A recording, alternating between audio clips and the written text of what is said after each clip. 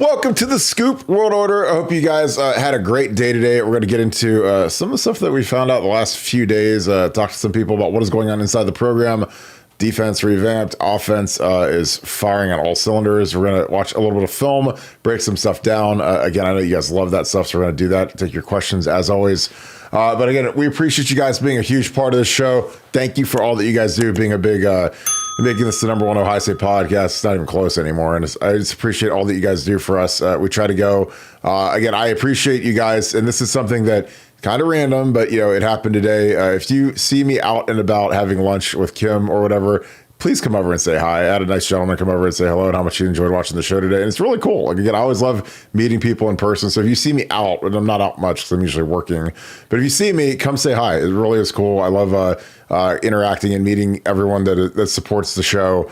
You guys always have good ideas. You can always tell us like things that you like, things that you'd like for us to do more of. And I love meeting people in person. So again, that's always cool. And again, I appreciate you guys that do that. So thank you for that. Again, if you guys want to support this show, please leave us a like, click subscribe. Also click that little alert bell. Growing on Apple Podcasts is something that's been huge for us over the last month, and you guys are really doing a good job of it. Just again, on your iPhones or your iPads, click on Apple Podcasts, type in Buckeye Scoop, and then click subscribe, and away you go. It's super easy to do, and it helps us tremendously. I don't know if there's anything you can do that can help us more than that, so we appreciate that. But again, we're going to have a great show tonight. This is a huge show because you guys make it one. So thank you. I'm going to bring in Nevada. A lot was made about the bye week adjustments, Jim Knowles, Ryan Day. Obviously, after a loss, there's always, reflection and how can we get better and changing the defense. The defense is, to the naked eye, I don't think it looks much different. But if you look close, there's some different pressure stuff they're trying to do, and it's worked through the first few weeks that they've been doing it between Nebraska and this past week versus Penn State. What are your thoughts on some of the adjustments Jim Knowles has made to a defense that was doing, I thought, really well, but there was a bit of an uptick in pressure was requested from the head ball coach, and it has now arrived. But what are your thoughts on it? Yeah, I think that the two things, the simplistic things that were requested post-Oregon were more pressure and then solve the Denzel Burke issue. Did not have Denzel go 8 for 8 passes and completions and 168 yards and 2 touchdowns. And I think, from a simplistic standpoint, we saw that. We've seen the pressure amp up the following week where I think we had like 12 tackles for loss and 3 sacks. And this week where we brought the pressure, we were able to get Aller kind of off of his game, force them into some tough throws, a difficult situation on third down. But when you kind of dive a little bit deeper and kind of inside it, and some of the subtle stuff that they're doing a lot more looping and twisting and stunting up front. And I think that may be even more of kind of what the defense is about and what they're trying to do more going forward than people give it credit for. And that's the stuff that people don't really notice as you kind of start going to the film room, start breaking stuff like that down and seeing it. But they're starting to bring guys from a lot of different directions. And I think it's something that they've practiced. But, the concern was when you do that, you run the risk of getting out of your lanes. And, they've really been kind of preaching this disciplined approach to attacking the run, to attacking the pass. And, that generally, involved guys going straight forward. And now they've changed that completely. So when you think pressure, take it a little bit step further and watch the twisting, watch the stunting, watch the looping that they're doing on the defensive line, because I think that's as much a story of the OSU defense in 2024 as anything else. And one other thing I just want to say, to your point on the opening thing about it, when people see you out to say hello, well, if you see Kirk out and Kirk's not working, please report that to Nevadabuck. Scream at him. Yeah, scream at. You can just Google. Does he not have his iPad out? Is he not on? Is he not on the board? Is he not working incessantly? Yeah, exactly. No, because if you catch him not doing that, I want you to let me know, because be little Nevada's little helpers and let me know. That's right. Take a photo of it. Post it up. Take a photo, and maybe Nevada will buy you a beer or something like that, because Kirk's got to stay working because he's too much downtime, man. I'm telling you. There's too much work to be done in the world of the scoop. But yeah, I think that a lot was made about the lack of pressure and how can we get our guys to be more productive. And again, like there's always give and take to everything. There's no perfect defense. There's no perfect front. I can see why we did a lot of the straight rush stuff that we did, because it keeps the quarterback in the pocket. The issue with when you loop and twist sometimes is if you get caught, if someone doesn't get to where they're supposed to go, then there's a humongous gaping hole. And versus a mobile quarterback, a guy can take off and run. So that's why you do more straight rushes. But I think that we really had there's been a lot of angst amongst the defensive ends about being able to rush inside. And again, I'm going to show 11 for Penn State. He hits a spin move on Donnie and he gets to rush inside. So again, I think that is something that we need to see more of. And I think you need to let JT hit his spin move a little bit in the games, because I think that's something that is hard to go against. But when they do twists, they let him spin. So again, his spin move is really good. Most of you guys probably had no idea he had a spin move because he's only done it once or twice this entire season. I know he did it versus Iowa, and I saw it and I was like, that is really hard to go against. And a defenseman that can spin, it adds a whole myriad of problems to the issues that offensive tackles have to deal with. Like, for one, you got to stay in front of a guy that's a better athlete than you, and sometimes much better athlete than you.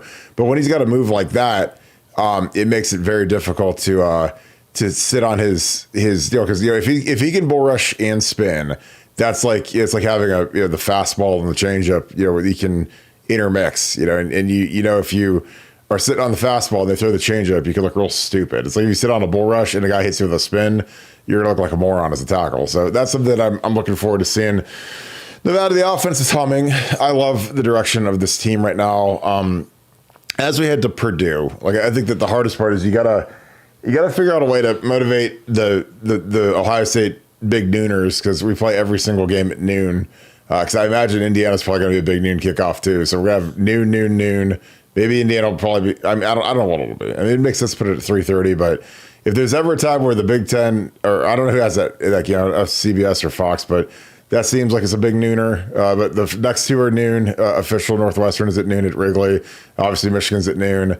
How do you keep these guys rolling through all of these early kickoffs? Because I think that we've got a shot to really build into the Indiana game, because you get these next 2 weeks where they're not off weeks, but I mean, Purdue's miserably bad, and Northwestern, they're very limited in what they can do. How do you push these guys? Well, I think these games are really going to be about the depth and having some of the backup guys kind of get in there as quickly as possible and kind of get out, because it's no longer about having to win by 35 points. And in a two-team playoff, and you got to think about this as you approach your fandom.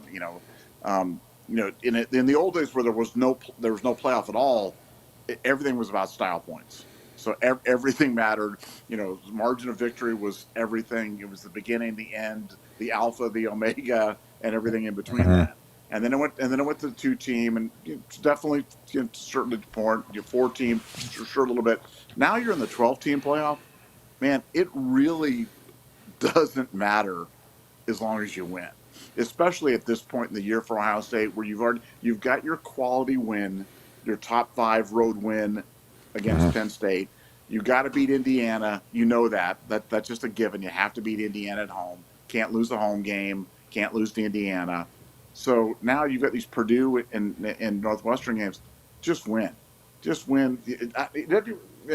doesn't even sleepwalk through them, whatever, because first of all, Purdue's so bad that you can sleepwalk through the game and you're still going to win the game by 4 touchdowns. It doesn't really matter. So, to me, the motivation really is all about looking sharp for a couple of, a series or a couple of, whatever your period of time is that you want to keep the guys sharp, and then get the backups in there as quickly as you can, because what you can't afford right now is an injury.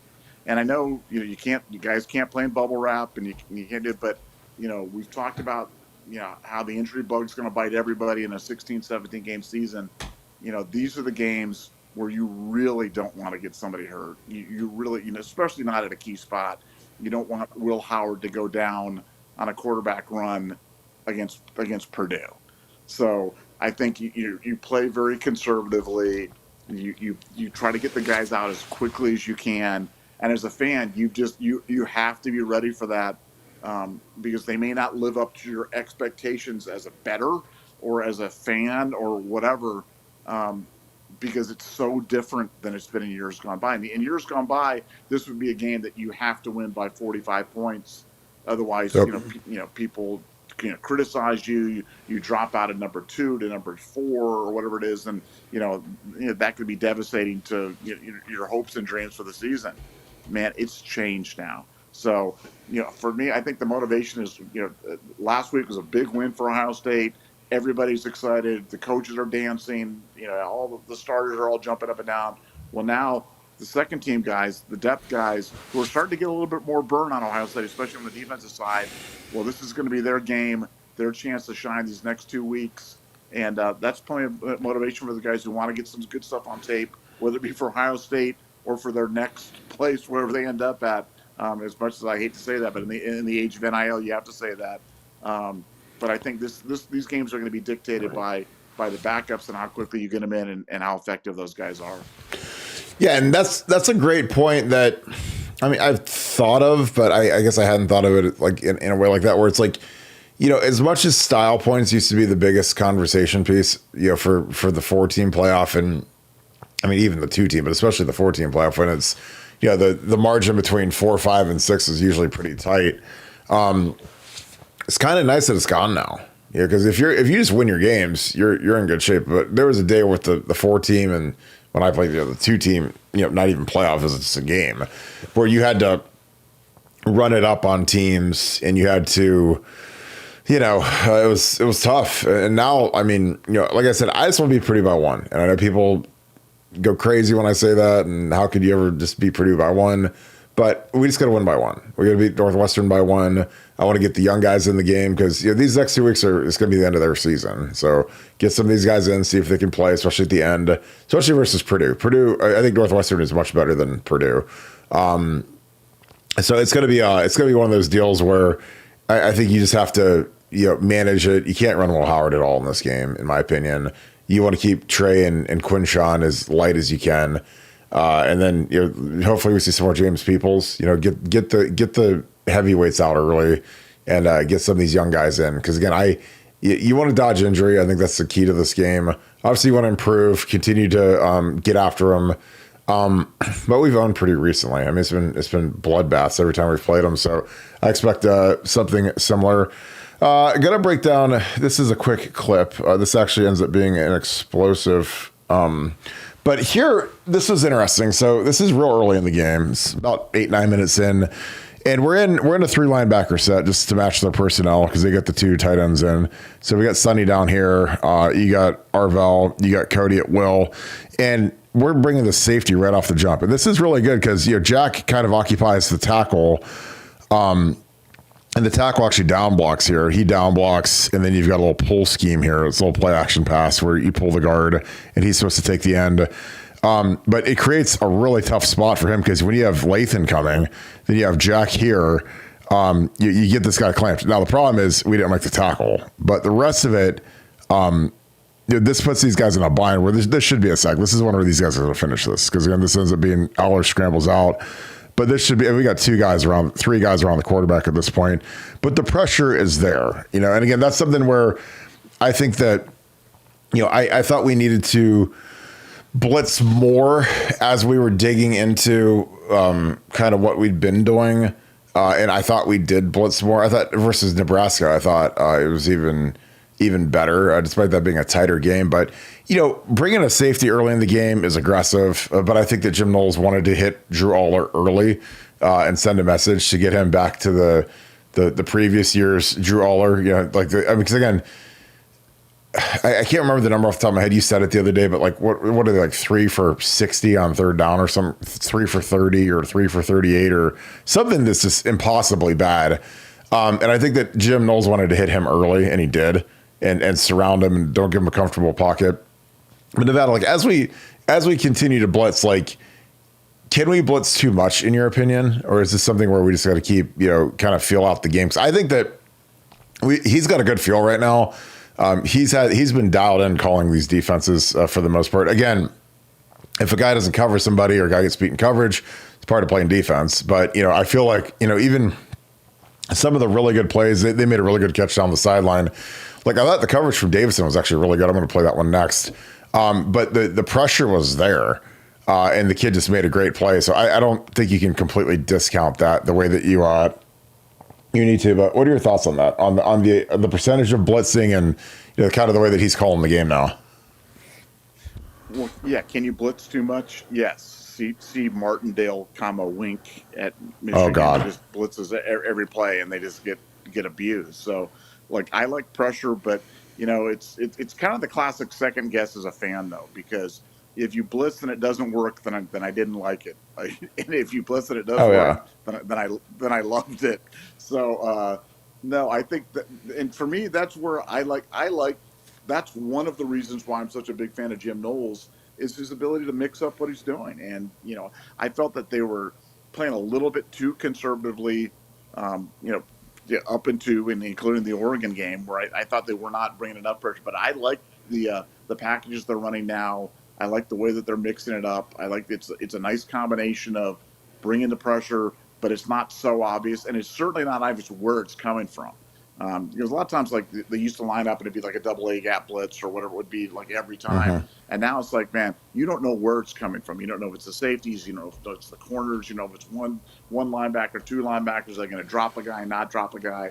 And I think that's what terrific defenses do, is they disguise the pressure, but the threat of the pressure is always there, and so the offense has got to account for it.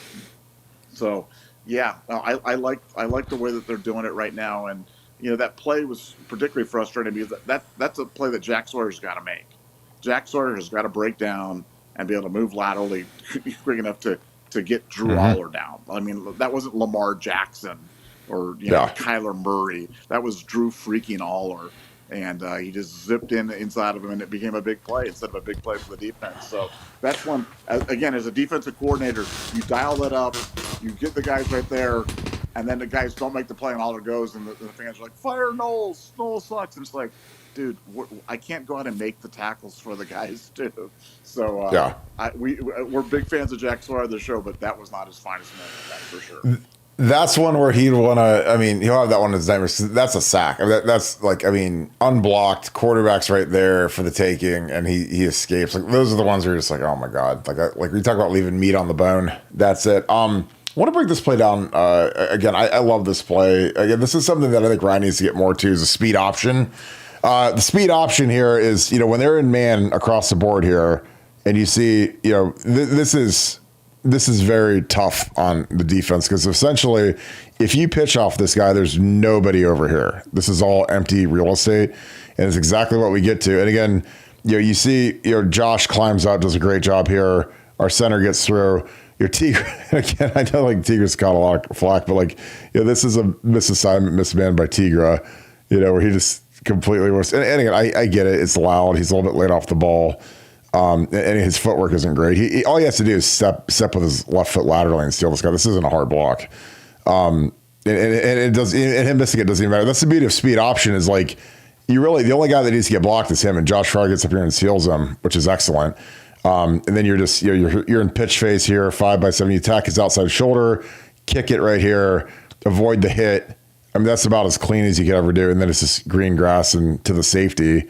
But Nevada, that play is something that I think we need to do more of, because again, you can run the option and not get the quarterback killed. That's what people I don't think always understand, is that I think they think option, they think like Army, Navy, and quarterback's a runner and he has to take on the defensive end and he's going to get smoked all the time. But, like I said, Urban, like when he talked about installing it, the quarterback doesn't have to get hit. He could just, step in, you pitch it and you kind of fade away after the pitch so that you can dodge the collision. And I think that's paramount for Howard, because again, when people want to run those overloaded defenses where they've got everybody over there and there's nobody into the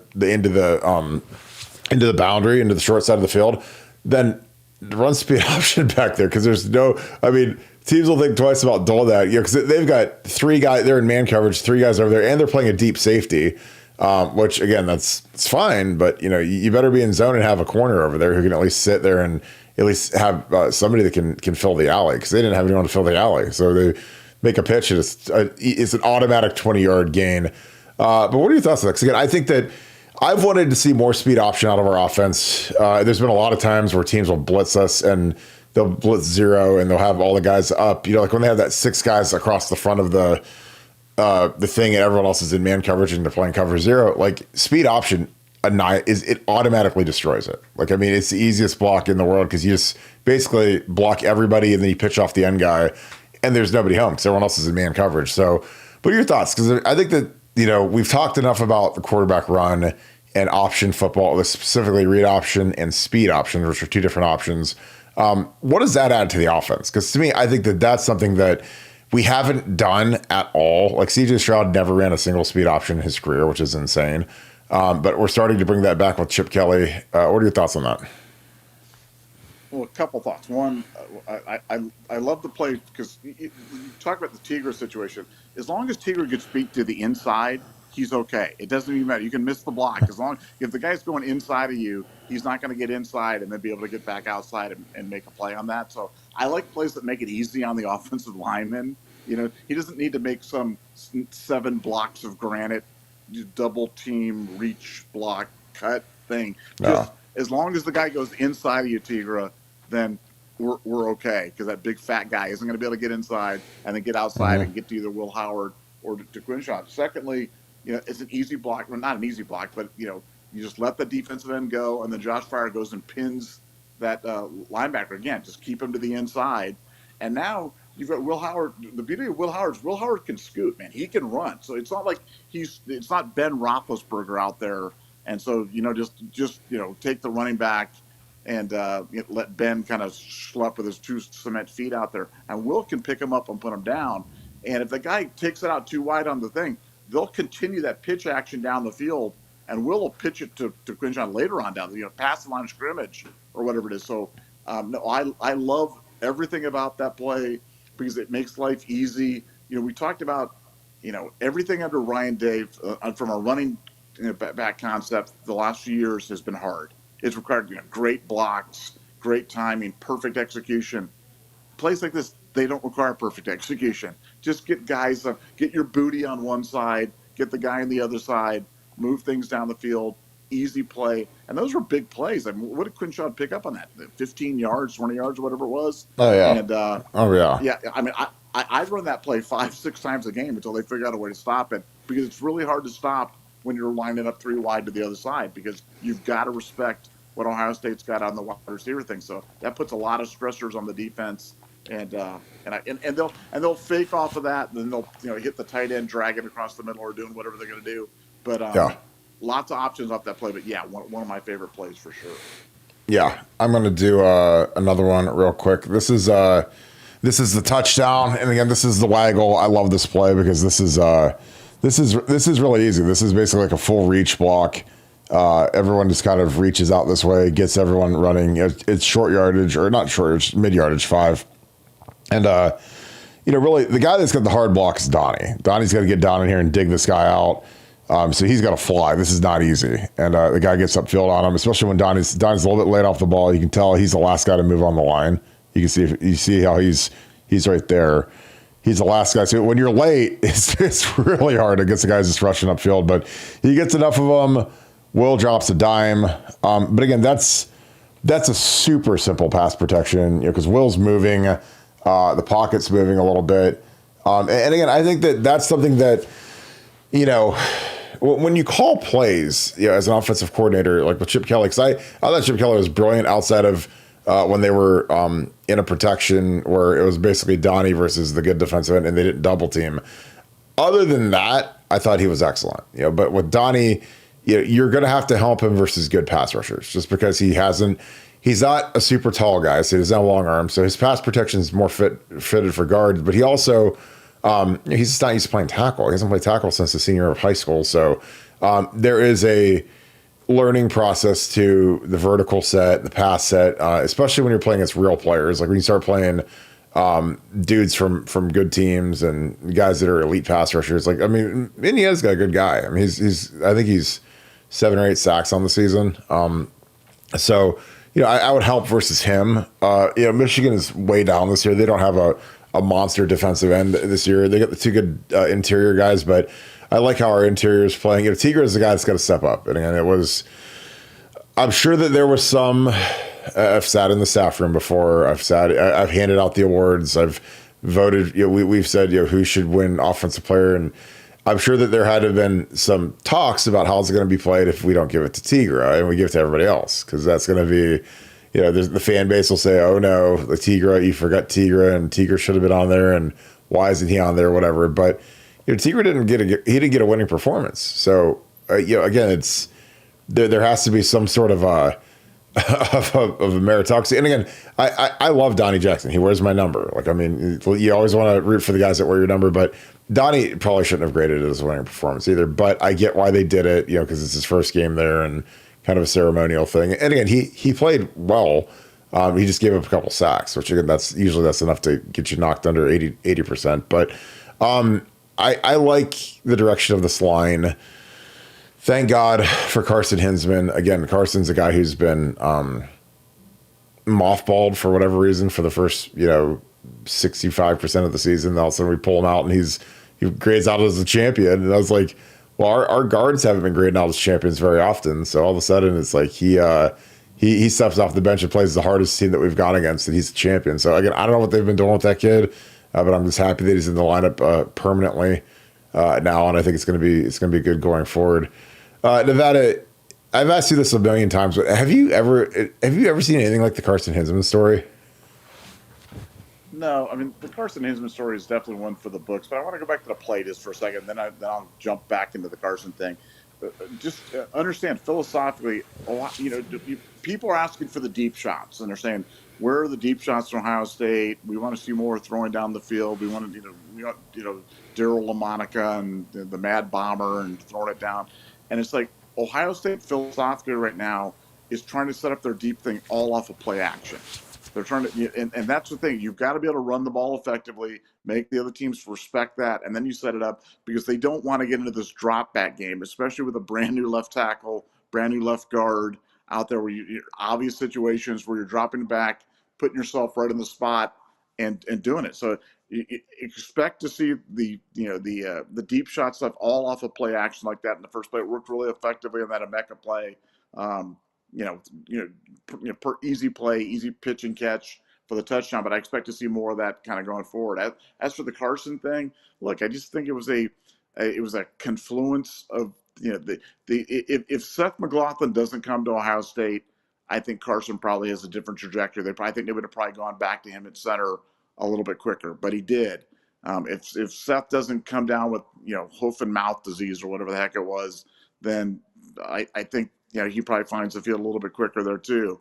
If Donnie and Josh weren't playing at such a high level on the left side, maybe they consider something like that. But hey, it took a little bit of cajoling, a lot of Chip Kelly, and some good fortune that they found this combination there on the left side. But I don't think Carson's leaving the field anytime soon. And you said something on one of the last podcasts about Carson's trajectory and where his potential future at Ohio State.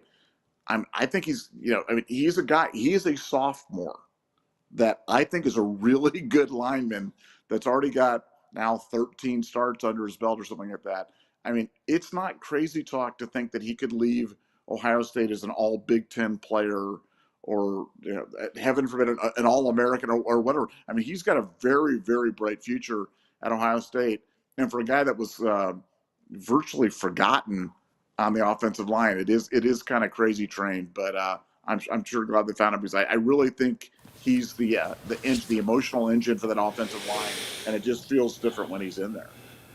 Yeah, I mean, I absolutely think he could be an All-American by the time he leaves. And again, that's because, this is how it works. So he's going to get he's got a lot of promotion here. He's been doing really well.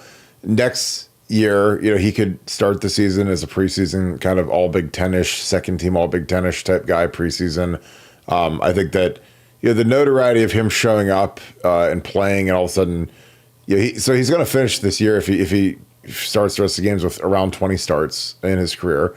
And so they'll start promoting him a little bit and they'll start writing about him. And then he'll start all the games next year. He'll have 33, 34 going into his senior year. And then all of a sudden he'll be, a senior that will be on preseason All-American lists. So that's kind of how it works. I mean, when you're around this long, and again, he's playing well. So it's not like, again, you don't just fall into being an All-American. Like, you have to play well. I mean, that's what it comes down to. And it's something that I don't think it's out of the question for Carson. And again, he played with a lot of energy and a lot of passion and stuff that I wish that we'd have seen more from some of the guys that have been playing over him. Because again, I think that there's nothing wrong with showing emotion and being excited to play. Like, you don't have to act like you're in a morgue for the whole game. But we've got a lot of really soft-spoken guys on the O-line. And again, there's nothing wrong with that. It's not always their personalities. And again, I probably, I wasn't a real talkative guy and I didn't talk trash or anything, but I was always excited to be out there. And I was always, you could feel the energy. I mean, you can feel when people are excited to go get after guys and when they're not. And I think that Carson, he's like a guy that he got out of it's like he got out of jail, man, and he got to go eat at Chipotle for the first time. That's how he looked on the field, and he was really excited about it. So I'm just happy for him. Like I said, he's a kid that he deserved it, and I think he's cranked along. All right, we got some super chats. Nevada, Chris Blunt, thanks for the 5. Appreciate you, my friend. I hope you're having a great day. Happy belated birthday, Kirk. Mine was yesterday. Well, congrats. November 4th, November 5th. Nice and easy to remember. Where's all the fans that jump ship the Buckeyes will win out? They're back on the ship, I promise you, because they jump off the cliff and then they always come crawling back. The Indiana game early preview. What do y'all think? Nevada, I get a lot of questions about Indiana, and I've never, in my 40 years of life, I don't think anyone's ever cared or asked me anything about Indiana until this year. But I just genuinely, I don't know how good they are. I really don't. I mean, if you look at their schedule, they don't have a single team on their schedule that they've beaten that's in the top 25. So how am I supposed to think that, like, I don't know. Like, I know that they're good. I know that their coach is a good coach. He's changed that culture. They're not the homecoming game anymore. They're not the easy win. I guess we'll find out when we play them. I mean, we play them in 3 weeks or whatever it is, and they're going to play Michigan this week. They're probably going to smash Michigan. But what are your thoughts, Nevada? Like, how good do you really think Indiana is? Well, it was interesting because when he was at James Madison, they kind of started out really hot. I think they were 10-0 or 11-0, and they were kind of the big national story. And then down the stretch, they played a couple tougher teams, and they kind of soiled themselves. And so I've always got that in the back of my mind. But no, I think they're a good team. I think they're a good little team, and I think that'll be a competitive game with Ohio State. I don't think it's going to be a blowout. I don't think Ohio State's going to beat them 45-0 or something like that. But I think over time in a game like that at home, just the weight of the playmaking ability that Ohio State has will just kind of weigh on them, and we'll be able to prevail. And as so I'm thinking as I look at that, and now again, I love this weekend because we've got a game. We've got your favorite time, the big noon game, the Kirk special. Now, and the next weekend is even better than 11 a.m., but this noon's pretty good for you.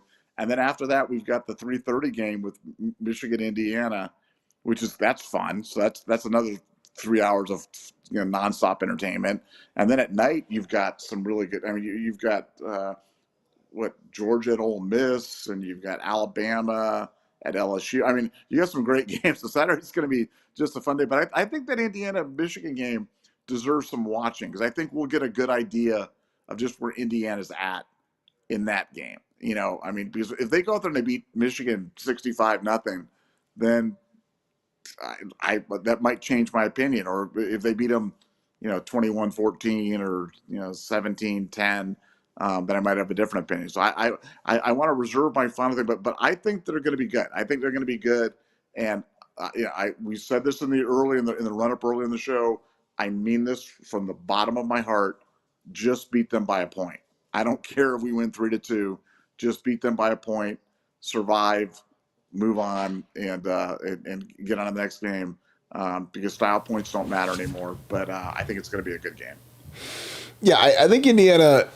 I think that they're good. I think that they think they can beat Ohio State now? I think none of those kids think they can beat Ohio State. I think they're going to be terrified when they come to the horseshoe that they're going to get ran through, because that's how those teams are. Like now, the only thing that'll give them any hope is if we don't get after them from the first. We don't go down and score right away like we should, or if we screw around like we can do sometimes versus a lesser opponent. But yeah, I think that he's got them believing, which is good. I mean, that's the first thing you have to do when you take over. And again, I don't think it was a total disaster of a situation when they fired Allen, who went to Penn State, and I didn't think he was terrible.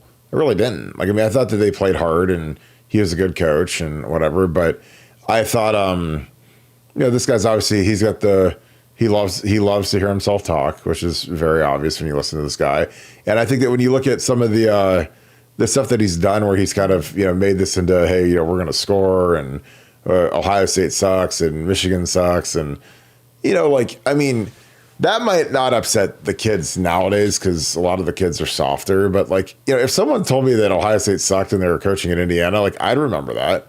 You want to say that at the pep rally, and I get you got to say something stupid just to get the crowd, incite the crowd a little bit. But I'd remember that. I was like, you guys haven't beaten us since the mid '80s. So and again, that was like the end of Earl Bruce's tenure when he lost to Indiana. So I don't know. I think that we're going to hang one on them, and we need to. But last year, their game plan was to run the ball and milk the clock and shorten the game. And I don't know if we had like 50 plays last year on offense, but that was their whole game plan, was just to keep it close by never giving us the ball. So I think it'll be something similar. But this guy, he likes to be a little bit more out there and throw it around. And they got a good quarterback, the kid from OU, Rourke, who's an Ohio kid. So I'm sure he'll be motivated. Again, there's always the thing you learn in recruiting, and this is something that's happened, I've seen it thousands of times, is there are kids that are in the state of Ohio that grow up as gigantic Ohio State fans. Their family loves Ohio State. They watch the Ohio State-Michigan game with their dad. They go to Ohio State's camp. And then invariably, they are not offered by Ohio State. And then they have to go to Penn State, or like Drew Aller, or they have to go to Purdue, or they have to go to Michigan State, or they have to go to Pitt, or wherever, or a MAC school. And, they're going to have that. The thing is kind of like it's the same thing with Will Howard. Will Howard grew up in Pennsylvania, he was a Penn State fan. They didn't take him. They took a different kid, and he had to go to Kansas State, which, when you're a kid from Pennsylvania, you don't even dream. You never dream of going to Manhattan, Kansas to play college football, but he did, and he did really well. But there's always that thing. So the quarterback will be motivated. So it's Jim Knowles' job to get him, put him down on the ground a bunch early in the game to get him a little shook up. Dan Welch, thank you for the 5. Thanks for being an Ultra member as well. Appreciate you, my friend. How is Will Kazmarek doing? Was he worth going out to get Nevada OH? I thought Will was actually really coming on, but he broke his collarbone versus Oregon, so he's not coming on anymore. I think he's likely out for the season. Maybe the national championship game if we get there. But I thought he was coming on, and like I said, we've done a good job of minimizing the whiffs, I guess you could say, in the NIL game, because there's a lot of teams that are whiffing at a high level when they give these kids some money to come here and transfer in and whatever. And then the kids don't produce, or they're kind of lackluster, and we've really minimized that. Like, we've only had Victor Cutler, and I wish we could get something out of Taiwan Malone, but we don't get anything out of that kid. I wish we could, but we've really, I think, doubted him pretty good. Where the returns that we've gotten on most of the high end guys, J.J. Smith, and Caleb Downs, and Seth McLaughlin, Will Howard, Quinn Chunchuk. It's some of the greatest investments in the history of sports. But Will would have easily been a great investment, but his collarbone broke against Oregon, and but he was our starting tight end, and was doing a good job, and it's unfortunate, but that's part of the game. Nevada, your thoughts? How did you think Will Kazmarek was doing? I think he was doing great. He was our best blocking tight end, and unfortunately, he kind of came in as just a guy, but I thought he was doing a nice job. But We talked about our last show, but Bennett Christian's really stepped up and really done a nice job in his absence. So next man up at that position, and got to look to other guys for production. Yeah, I agree. Bennett Christian's really coming on, which is good to see. Russ Stoller, thanks for the 10. Happy belated birthday. Thank you, my friend. That means a lot to me. I laugh at these Fairweather fans. They would have loved the Cooper years. I mean, Nevada, what is there an era of your life, because you've been around a little bit longer than I have, with Ohio State where have fans always been this ruthless, or is this like a new phenomenon because of the level of success Ohio State has had? Because I've always wondered this, like, was it like this in the 80s? I didn't pay attention to the early 90s, like mid to late 90s when I really started to follow Ohio State, but has it always been like this?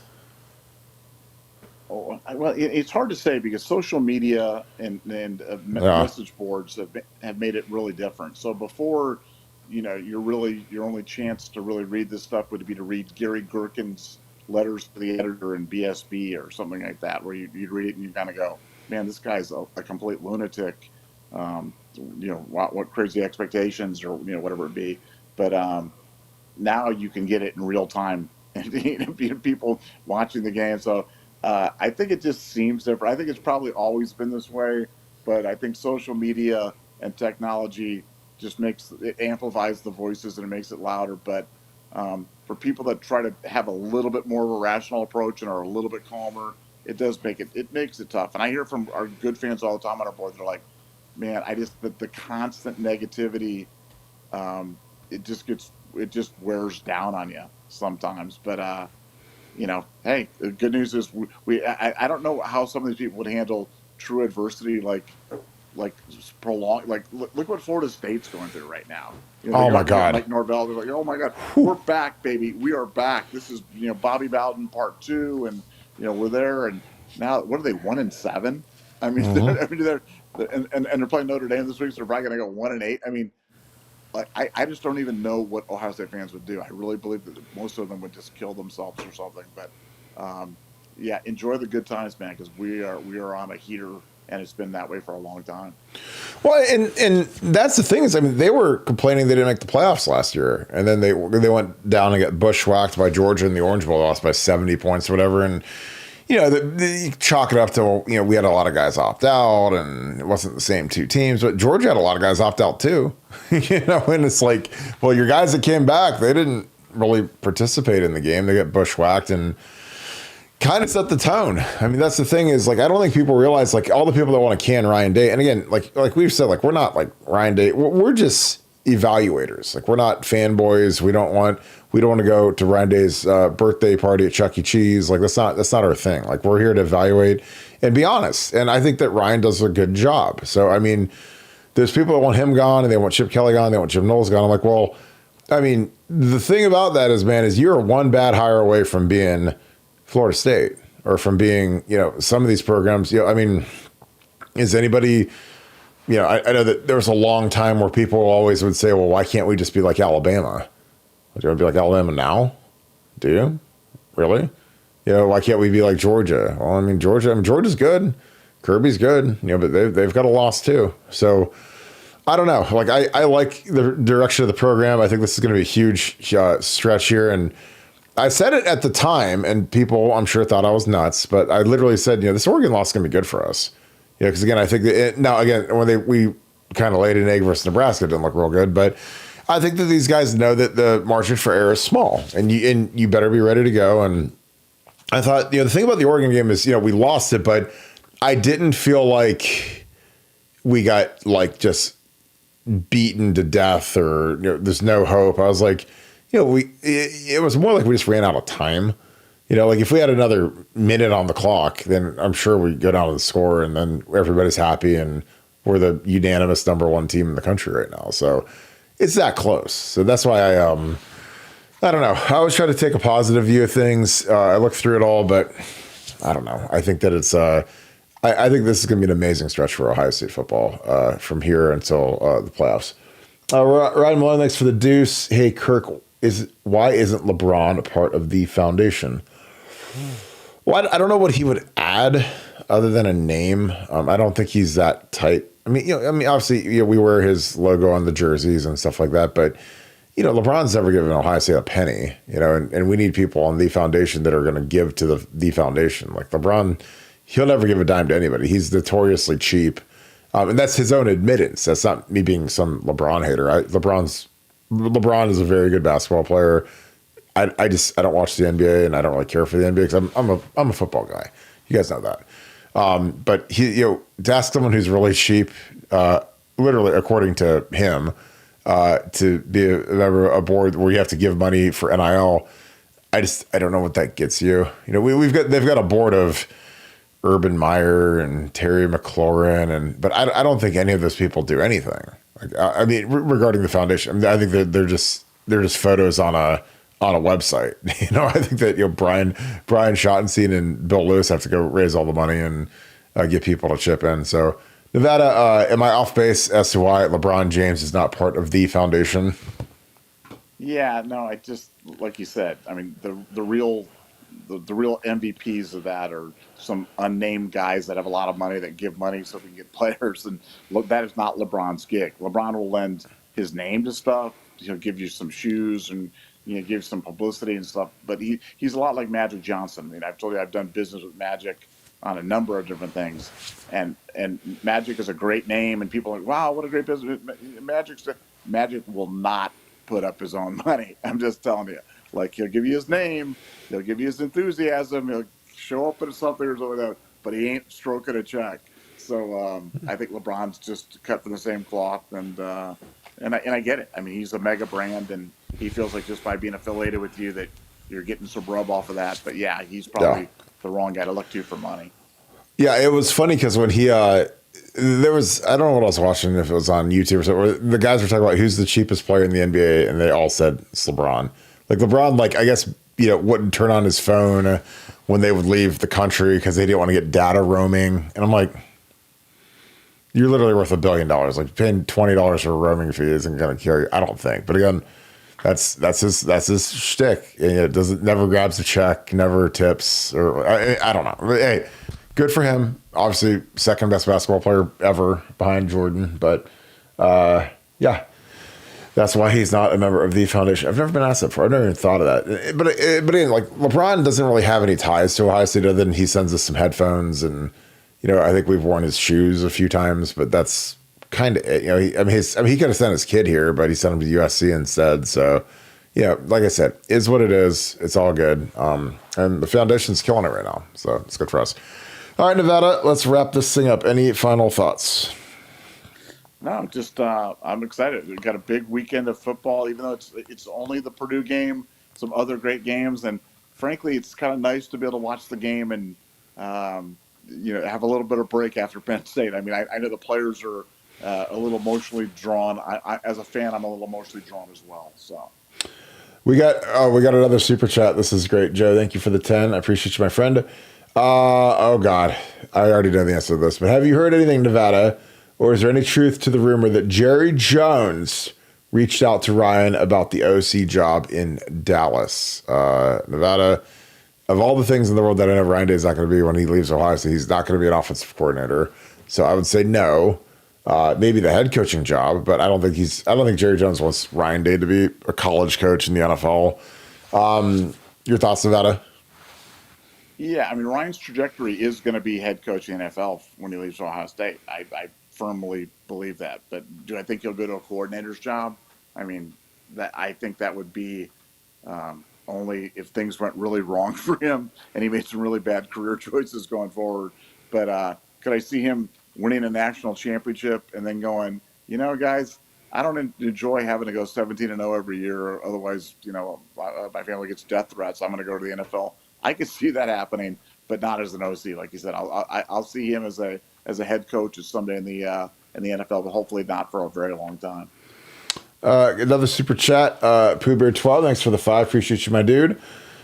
The fans calling for deep shots every drive. Or the same fans say, "Well, Howard can't throw the deep ball. Just let Chip cook, and we will win." Nevada OH. Yeah, I don't get the deep ball thing, but I just want to move the ball on offense. I don't care if we throw it behind the line of scrimmage, 100 yards down the line of scrimmage, like whatever. Like all I want to do is move the football, and we do. And so, I think that deep shots, it's whatever. Like, I mean, Will Howard's throwing numbers are sparkling at this point, so I don't want to change anything, and I mean that sincerely. Nevada, your thoughts on the deep balls with Will Howard? Yeah, I just think, as we talked about earlier, just set that stuff up off of play action, let the stuff come in the natural flow of the game. But, I think where Ryan gets himself in trouble is when he starts trying to prove something, whether it be we can throw the ball down the field, or we can be tougher than you, or we can.